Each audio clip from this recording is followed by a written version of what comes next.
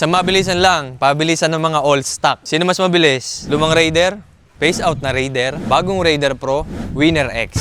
Nandito tayo ngayon guys sa AMX Raceway. Buti na lang walang mga nagpa-practice. Solo natin yung buong drag strip dito. Alam nyo, nanggaling na tayo dati sa mga Etomac Racing. So alam niyo yung pinanggalingan natin. Well, ngayon, dito natin nilalagay yan sa racetrack para syempre gawin natin sa tamang lugar. Alam ko guys, madaling magkarera sa karsada kasi nagawa ko na yan. Masarap din kasi walang bayad.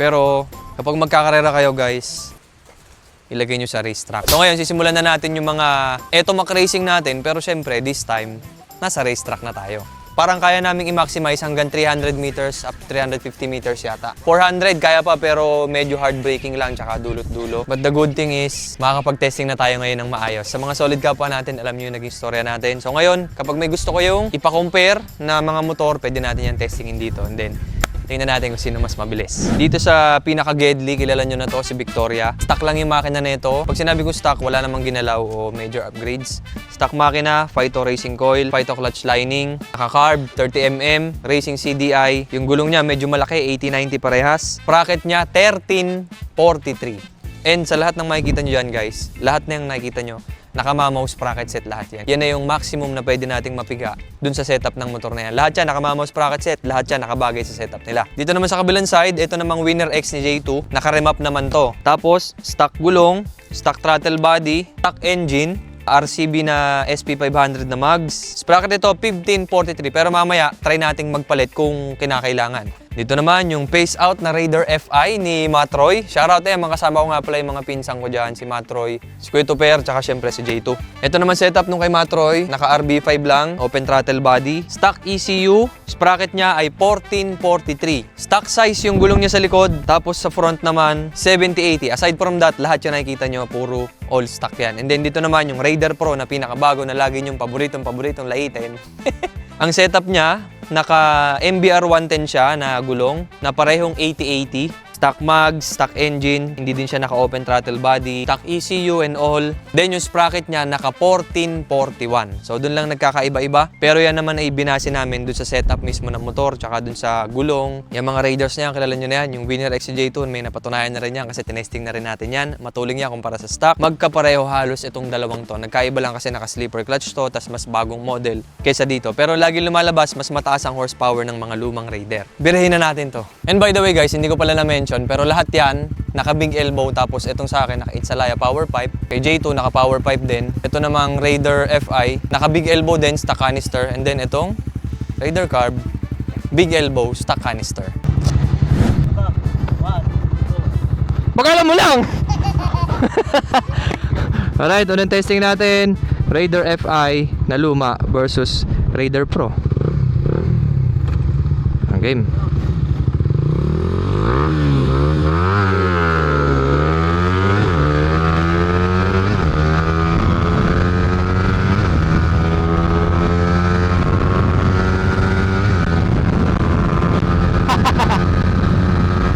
Nice one! Full start!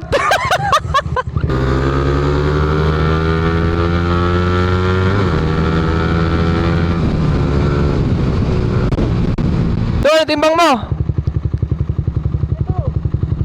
62! 62 si J2, tapos ako naman 67.5.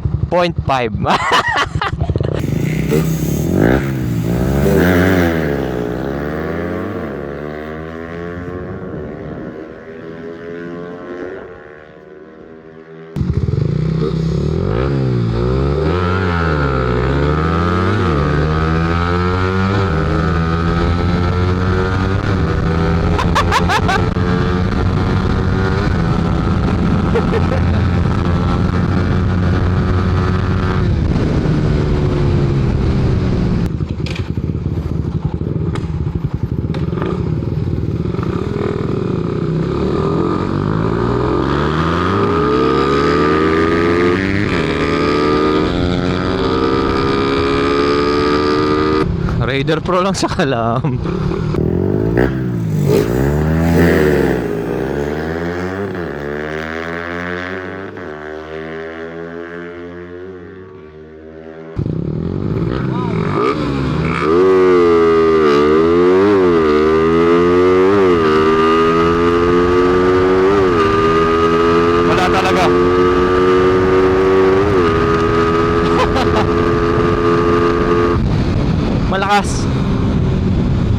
talaga.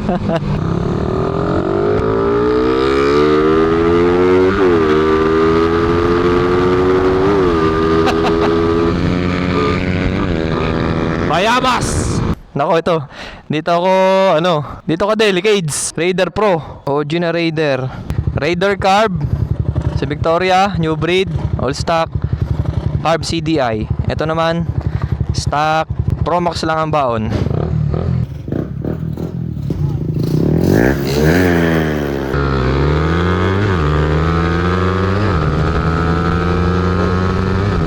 Aba, may arit din eh. May arit din sa Victoria. Ang lapit na.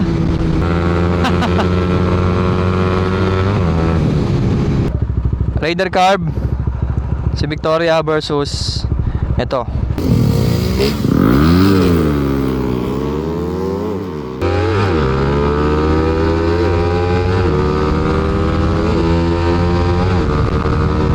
Wala, layo. Layo, grabe. Layo. Yan totoo, may Winner X din naman kasi ko. Iba din talaga ang power pa rin ng Raider kahit yung luma o yung bago.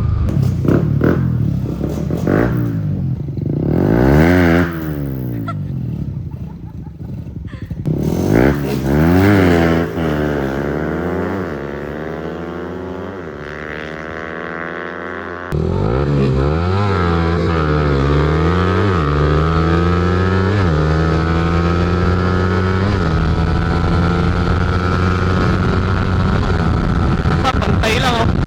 Grabe si Victoria, dumudulo. Dumudulo.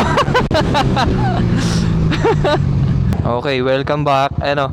Hello my old friend.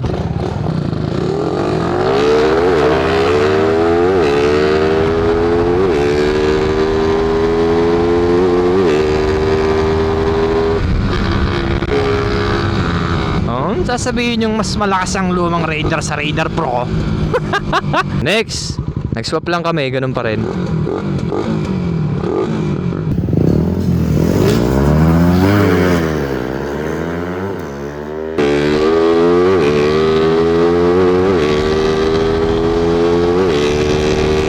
Wala. Weight difference. Weight difference lang, pero nakakaungus pa rin yun.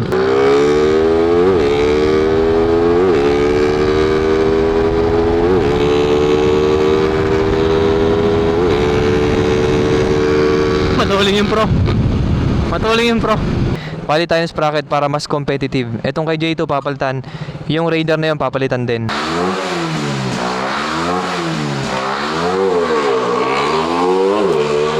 Guys, papalit tayo ng sprocket para mas competitive. Yung kay Matroy, pinalitan na namin ng same ratio nung Pro. Ano na yan? Ngayon, naka 13:38 na yan. Same ratio yan nung Pro. Magkakaalaman talaga ngayon. Sinong malakas?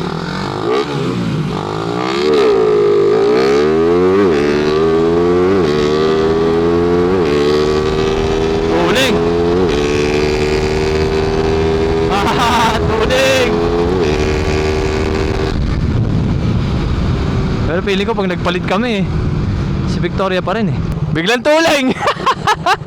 Okay.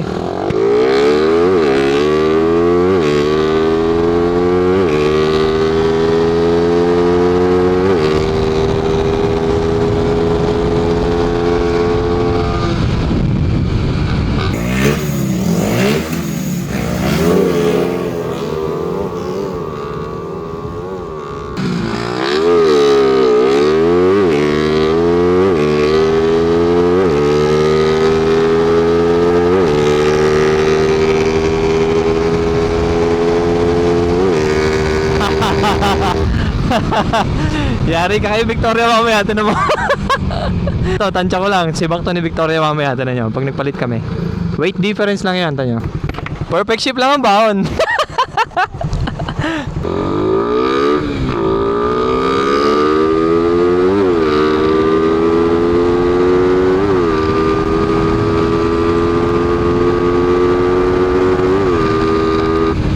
Sabi ko na eh.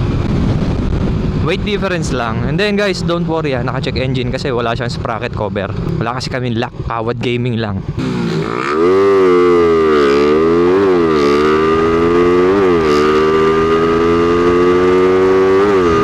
Sabi ko na eh.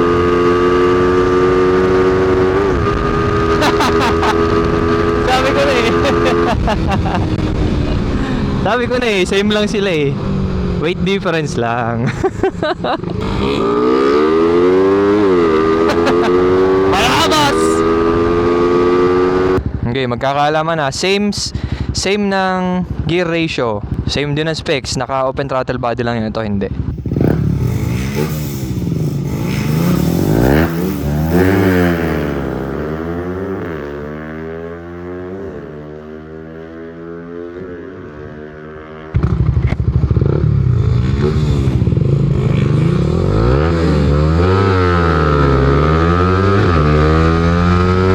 Ayan na! Tuling!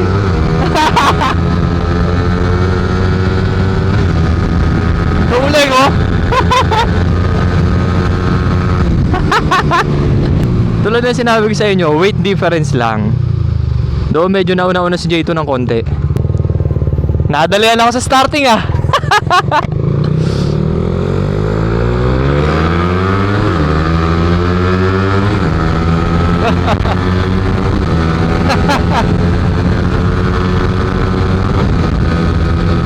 Okay. Weight difference again. Pero mas malayo agwat nito mamaya. Tignan nyo ha. Compare nyo kay J2 mamaya. Mas malayo agwat nito.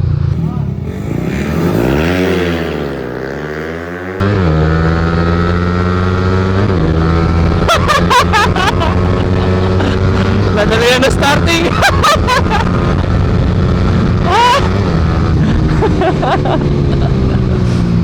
Weight difference pero para sa akin lamang pa rin to si Pro. Nakabawi din.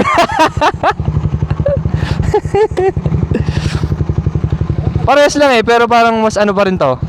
Testing mo mamaya.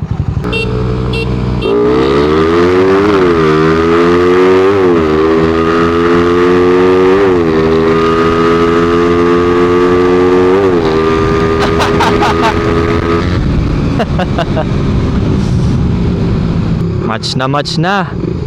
Though mas malakas pa rin ang konti yung Pro.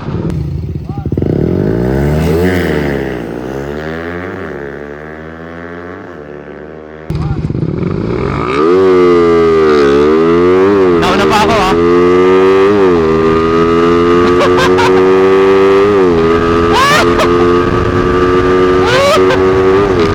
Wala. Sabi ko na eh. Diba? Nauna pa ako. Nauna pa ako ng konti.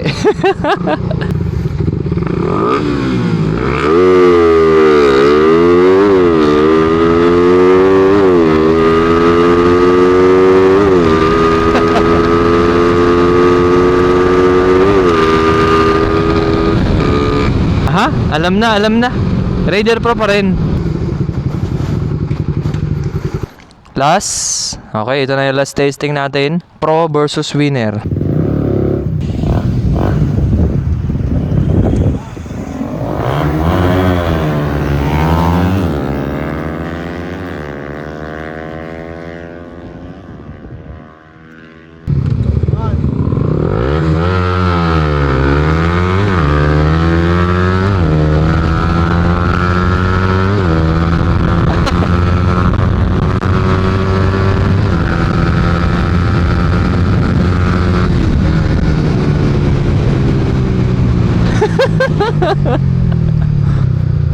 Layo talaga ng power difference na itong dalawang to. Tama na yun. Alright. Dito?